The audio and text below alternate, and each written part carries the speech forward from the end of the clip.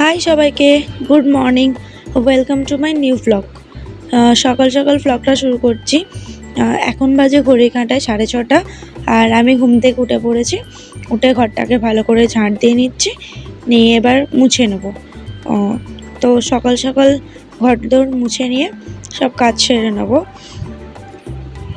ঘরটা ভালো করে ঝাড়ু না দিলে ঘরটা মোছা যায় না, তাই ভালো করে আগে ঘরটা ঝাড়ু দিয়ে দিলাম। দিয়ে এবার কলে জল আসেনি এখনও, তাই কিছুক্ষণ অপেক্ষা করতে হবে। কলে জল এলে ঘরটা ভালো করে মুছে নেব। ঘর মোছা হয়ে গেছে, চলে এসেছি ছাদে। ভিউটা দেখো খালি তোমরা। তারপরে তো ছাদ থেকে নেমে এসে আজকের জামা কাপড় শুকোতে দিতে আমি যাইনি, কারণ মাই জামা কাপড়টা আজকে শুকোতে দিয়েছে।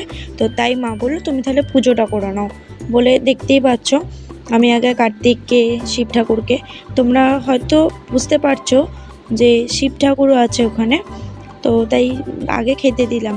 আর আমাদের ঘরে না প্রচণ্ড ধুলো পড়ে, তো কার্তিকগুলোকে হামেশাই মুছতে হয়। তো তাই আজকে অনেকটা ধুলো পড়েছিল বলে আমি ভালো করে আগে ওদেরকে পরিষ্কার করে দিলাম। দেবার পরে দেখতেই পাচ্ছ গপুকে স্নান করিয়ে নিলাম। এটা আমার ডেলি রুটিন, যে গপুকে স্নান করিয়ে মুছিয়ে তারপর ওকে জামা পরিয়ে ওর আসনে ওকে বসানো। তো তাই করলাম। ওকে ভালো করে স্নান করিয়ে খেতে দিয়ে ওর আসনে ওকে বসিয়ে দিলাম। তো তারপর আজও দিদা প্রতিদিনই অনেক ফুল নিয়ে আসে, তো দিদা আজকেও অনেক ফুল নিয়ে এসেছিলো। তো তাই আমি ভাবলাম, কালকে বৃহস্পতিবার গেছে, আমি পুজো করিনি, মা পুজো করেছে, তো তাই কালকে মালা গাঁথা হয়নি।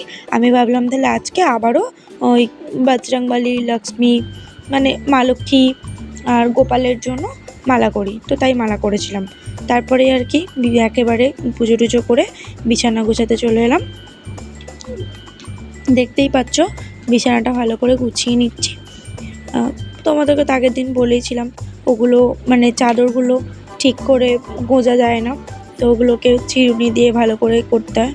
তো এতটাই গরম হচ্ছিল আমার ঘরে যে আমি বিছানায় বসে পড়েছিলাম। তারপরে খাটের পিছন দিকটা তো পরিষ্কার করা হয় না, তো তাই মাঝে মধ্যেই আমি ঝাড়ু দিয়ে দিই। তো ঝাড়ু দিয়ে দিলাম যেরকম রোজকার দিই। আর তারপরে আর কি বিছানাটা ভালো করে ক্লিন করে নিলাম। ওখানে একটু ধুলো পড়েছিল, মুছে নিয়েছিলাম। তারপরে কোনো ক্লিপ নেওয়া হয়নি। রাতে করছিলাম বিরিয়ানি, তো তাই দেখতেই পাচ্ছ কড়াতে পেঁয়াজ দিয়ে দিয়েছি, দিয়ে খানিকক্ষণ দাঁড়িয়ে পড়েছিলাম, কারণ বেরেস্তাটা করছিলাম। তো বেরেস্তাটা হয়ে গেছে, এবারে বেরেস্তাটা তুলে নেব। আর একটু কিছুক্ষণ নাড়লাম, যাই হোক। বেরেস্তাটা হয়ে গেলে এবার বেরেস্তাটা তুলে নেবো। জানো তো বেরেস্তা ভাজতে কতটা টাইম লাগে।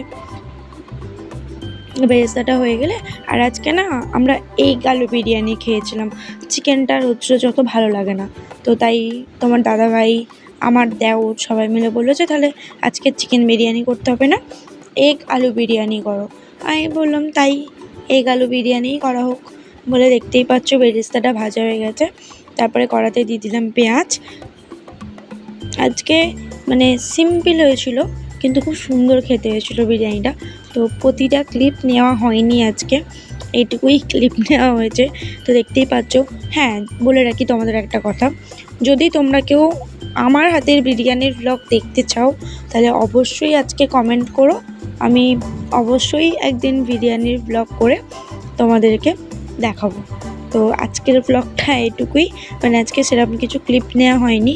তো আজকের ব্লগটা এটুকুই। যদি তোমাদের আমার ভিডিও ভালো লেগে থাকে তাহলে অবশ্যই আমার চ্যানেলটাকে সাবস্ক্রাইব করে দিও, and like, follow and share. আর একজনের কথা আমি ভিডিওতে আজকে বলি, অপর্ণা ঘোষ মাইতি, উনি আমার সম্পর্কে পিসুমণি হন। তো উনি আমার ভিডিও দেখেন, দেখে আমাকে মোটিভেশন দেয় যে হ্যাঁ খুব ভালো হয়েছে, তুই ভিডিও কর।